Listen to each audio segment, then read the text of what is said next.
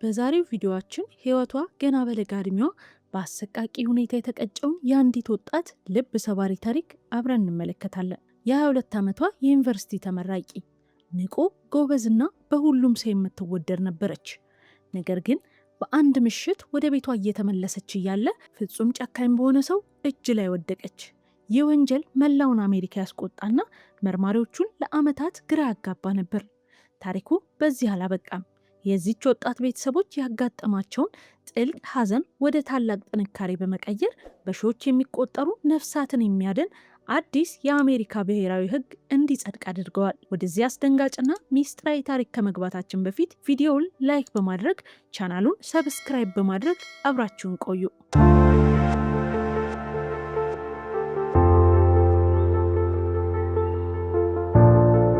ካተሪን ጄ ስፒች ወይም በቅጽል ስሟ ኬቲ ተብላ የምትጠራው ወጣት ያደገችው በካርልስ ባድ ኒው ሜክሲኮ ውስጥ ነበር። በቤቷ ውስጥ የመጀመሪያ ልጅ ስትሆን የሁለት ታናናሾቿ ጠባቂና ምርጥ እህት ናት። ኬቲ ከኒው ሜክሲኮ ስቴት ዩኒቨርሲቲ በቢዝነስ ዲግሪዋን ከያዘች በኋላ የማስተርስ ትምህርቷን ለመጀመር በዝግጅት ላይ ነበረች። በ2003 ክረምት ላይ ኬቲ በሬስቶራንት ውስጥ በዌተርስነት እየሰራች የክረምት ረፍቷን ታሳልፍ ነበር። በዚህ መሃል ጆ ቢሾፍ ከተባለ ወጣት ጋር የ8 ወር የፍቅር ግንኙነት ነበራት። ነገር ግን በመካከላቸው አንዳንድ አለመግባባቶች ነበሩ። ምክንያቱም ጆ ወደ ሌላ ከተማ ርቆ በመሄድ የቤተሰቡን ስራ ሊረከብ ስለሆነ፣ ኬቲ ደግሞ ወደ ማስተርስ ትምህርቷ ልትመለስ ነበር። የወደፊት ህይወታቸው ግልጽ ባይሆንም ያንን የላቦርዲ የረጅም ሳምንታት ረፍት አብረው ተደስተው ለማሳለፍ ወሰኑ። ኬቲ ፍቅረኛዋ ጆ እና አብራት የምትኖረው ትሬሲ እንዲሁም ሌሎች ጓደኞቻቸው በከተማዋ ባሉ መጠጥ ቤቶች ውስጥ እየጠጡና እየጨፈሩ አሳለፉ። መጠጥ ቤቶቹ ሲዘጉ ከ30 እስከ 40 የሚደርሱ ሰዎች ወዳሉበት የአንድ ጎረቤት ቤት ግብዣ አመሩ። በዚያ የፓርቲ ሰዓት የደህንነት ካሜራዎች ኬቲና ጆ እጅ ለእጅ ተያይዘው በደስታ እንደነበረው ያሳያሉ። ነገር ግን ድግሱ ላይ ያሉ ኬቲ ፍቅረኛዋን ጆን ሌላ ሴት ሲስም አገኘችው። ይህን ስታይ በመካከላቸው ከፍተኛ ጠብ ተነሳ። ማታ 3 ሰዓት ሲሆን ኬቲ በከፍተኛ ስካርና ንዴት ውስጥ ሆና ያንን ቤት ለብቻዋ ጥላ ወጣች። ከጥቂት ጊዜ በኋላ ጆና ጓደኛው የኬቲን መኪና ይዘው እሷን ፍለጋ ወጡ። ወደ ቤቷ ሲያልፉ የመኝታ ክፍሏ መብራት ጠፍቶ ስለነበር ቤት ገብታ ተኝታ ይሆናል ብለው በማሰብ ወደ ፓርቲው ተመለሱ። ጆ በዚያው በሰከረበት ሁኔታ መጀመሪያ ሲስማት ከነበረችው ሴት አጠገብ ወንበር ላይ ተኝቶ አደረ። ጠዋት ሲነቁ ግን የኬቲ መኪና አሁንም ከውጭ እንደቆመች ነበር። ኬቲ በዚያ ቀዝቃዛና ጨለማ ምሽት ስልኳን፣ ቦርሷንና የመኪና ቁልፏን ፓርቲው በነበረበት ቤት ውስጥ ጥላ ምንም ነገር ሳትይዝ ነበር የጠፋችው። ቤቷ የነበረው ከፓርቲው ጥቂት ብሎኮች ርቆ ብቻ ነበር። አብራት የምትኖረው ትሬሲ ስለ ሁኔታው ጆን ስትጠይቀው ጆ በመካከላቸው ጠብ መኖሩን መጀመሪያ ላይ ካደ። ነገር ግን ትሬሲ ሁሉንም ጓደኞቿን ደውላ ኬቲን እንዳላገኘቻት ስትነግረውና ስታስጨንቀው በመጨረሻ በስካር ስሜት እንደተጣሉ አመነ። ትሬሲ ወደ ቤታቸው ሮጣ ስትገባ የኬቲ ክፍል ምንም የተነካ ነገር አልነበረውም። ሆስፒታሎችና ፖሊስ ጣቢያዎች ደውለው አጥጋቢ ምላሽ ሲያጡ ኬቲ መጥፋቷን በይፋ ለፖሊስ አመለከቱ። ፖሊሶች ወደ ኬቲ ቤት መጥተው በጀርባ በኩል ሲፈትሹ የመጀመሪያውን ፍንጭ አገኙ። ኬቲ ቤት ደርሳ የነበረ ይመስላል። ምክንያቱም አንደኛው ነጠላ ጫማዋ መሬት ላይ ወድቆ ተገኝቷል። የጀርባው መስኮት መረብ ተቀዶ ነበር። እንዲሁም መሬት ላይ ያለው ጠጠር አንድ ሰው ተጎትቶ እንደሄደ በሚያሳይ መልኩ ተበታትኗል። ከዚህ ምርመራ ጥቂት ሰዓታት በፊት ከሎስ ክሩሰስ ከተማ በስተ ምስራቅ በሚገኝ አንድ አሮጌ የቆሻሻ መጣያ በረሃ ውስጥ አደን ላይ የነበሩ ባልና ሚስት አንድ ነገር አስተዋሉ። መሬት ላይ የአንዲት ወጣት አስክሬን በግማሽ የተራቆተ ሆኖ ወድቋል።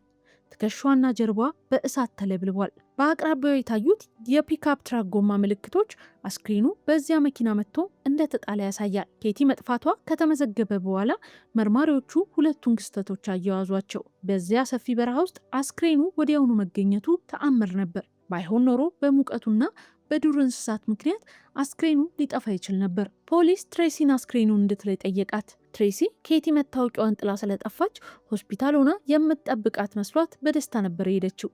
ነገር ግን የአስክሬን ከረጢቱ ሲከፈት ያየችው ነገር አስደነገጣት። ጓደኛዋ ኬቲ በከፍተኛ ስቃይ ውስጥ አልፋ እንደ ሞተች ፊቷ ያስታውቅ ነበር።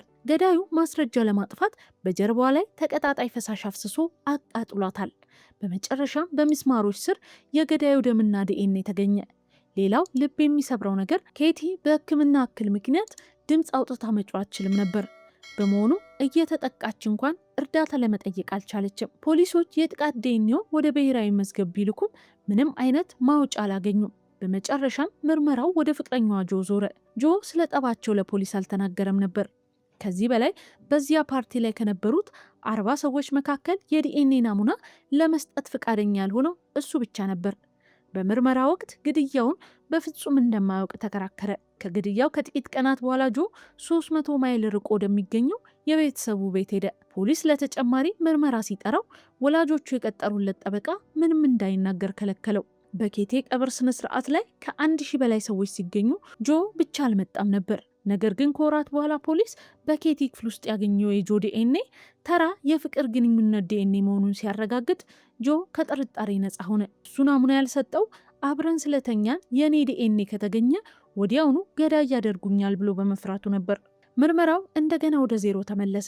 ከ2 ዓመታት በኋላ ግን እውነተኛው ገዳይ በራሱ ስህተት ተገኘ። ከኬቲ ግድያ 9 ሳምንታት በኋላ ገብርኤል አቪላ የተባለ የ23 ዓመት ወጣት በካራ ቢላዋ ታጥቆ የ2 ሴት ተማሪዎችን ቤት ሰብሮ በመግባት ሊያጠቃቸው ሲል ፖሊስ ደርሶ ያዘው። ዳኛው ግን በሚገርም ሁኔታ በዋስ ለቀቀው። ተጠርጣሪው ወዲያውኑ ወደ ሜክሲኮ ኮበለለ። ነገር ግን በ2005 ወደ አሜሪካ በድብቅ ለመመለስ ሲሞክር ተይዞ እስር ቤት ገባ። አሁን እስር ቤት ስለገባ በሕጉ መሰረት የዲኤንኤ ናሙና እንዲሰጥ ተገደደ።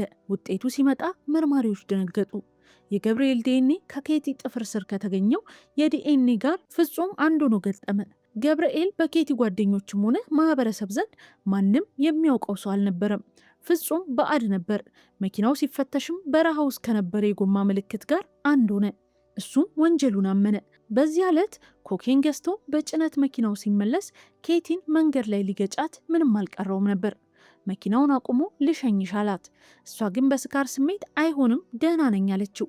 ከጥቂት ደቂቃዎች በኋላ በሌላ መንገድ ሲዞር ኬቲ በቤቷ የጀርባ መስኮት በኩል ለመግባት ስትታገላያት ቦርሷና ቁልፏ እንደጠፋባት ነገረችው። በዚህ ሰዓት አእምሮውን ሰይጣን አሸንፎ ታጠቃት።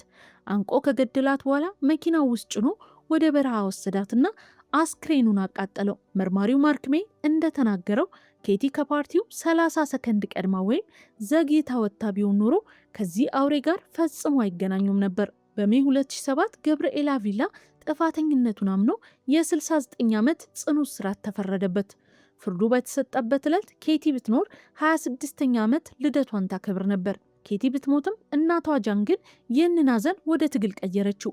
በወቅቱ በአሜሪካ አብዛኞቹ ግዛቶች አንድ ወንጀለኛ በቁጥጥር ስር ሲውል ፖሊሶች ዲኤንኤ መውሰድ መብት አልነበራቸውም። የሚወሰደው ተፈርዶበት እስር ቤት ሲገባ ብቻ ነበር። ጃን ገብርኤል አቪላ ኬቲን ከገደለ ከ9 ሳምንታት በኋላ በሌላ ጥቃት ሲያዝ የዲኤንኤ ናሙና ተወስዶ ቢሆን ኖሮ ለ2 ዓመታት በነፃነት አይዞርም ነበር። ምርመራውም ወዲያውኑ ይዘጋል በማለት ሕጉ እንዲቀየር ተሟገተች። ጃን ዲኤንኤ ሴቭስ የተባለ ማህበር አቋቁማ የኬቲ ሕግ ተብሎ እንዲጸድቅ አደረገች። ይህ ሕግ ማንኛውም ሰው በከባድ ወንጀል ተጠርጥሮ በቁጥጥር ስር ሲውል ገና ሳይፈረድበት የዲኤንኤ ናሙና እንዲሰጥ ያስገድዳል። ይህ ትግል ቀጥሎ በ2013 ፕሬዝዳንት ባራክ ኦባማ ሕጉን በመፈረም በመላው አሜሪካ ብሔራዊ ሕግ እንዲሆን አደረጉት። በዚህ ሕግ ምክንያት ብቻ በአልቡርኪና ሳንታፌ ፖሊስ ጣቢያዎች ከ30 ዓመታት በላይ በመቶዎች የሚቆጠሩ የቆዩና ያልተፈቱ የነፍስ ማጥፋት እንዲሁም የደፈራ ወንጀሎች እውነተኛ ገዳዮች ተለይተው ሊታሰሩ ችለዋል። የኬቲ ስፒች አጭር ህይወት በአሰቃቂ ሁኔታ ቢያበቃም የእሷ ስም ግን በፍትህ ታሪክ ውስጥ ለዘላለም በክብር ይኖራል። የእሷ ሕግ ዛሬም ድረስ በሺዎች የሚቆጠሩ ንጹሐንን ከጥቃት እየጠበቀ እውነተኛ ገዳዮችን ደግሞ ወደ እስር ቤት እየመራ ነው። ለዛሬ ያዘጋጀንላችሁ እውነተኛ ወንጀል ዶክመንተሪ ይህን ይመስል ነበር። ታሪኩን ከወደዳችሁት ላይክ ማድረጉንና አስተያየቱን በኮመንት መስጫ ሳጥን ላይ ማስፈሩን አይርሱ።